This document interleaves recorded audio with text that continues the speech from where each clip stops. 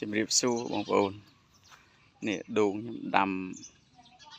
3 ឆ្នាំ ប៉ុន្តែវាផ្លែតាំងពី 2 ឆ្នាំកន្លះណែគេដូងក្អូបហ្នឹងបាទដូងក្អូបដាំ10 ដើមប៉ុន្តែគ្រាន់ថារស់បាន 4 ដើមដោយសារដាច់ទឹក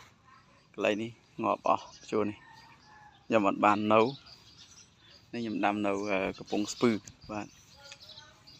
នេះអត់សូវផ្លែបាន 2 ធ្លាយ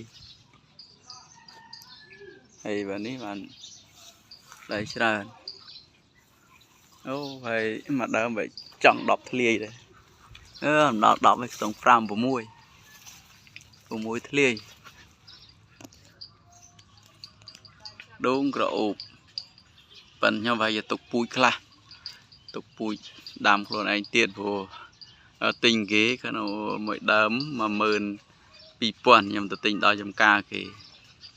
បាយ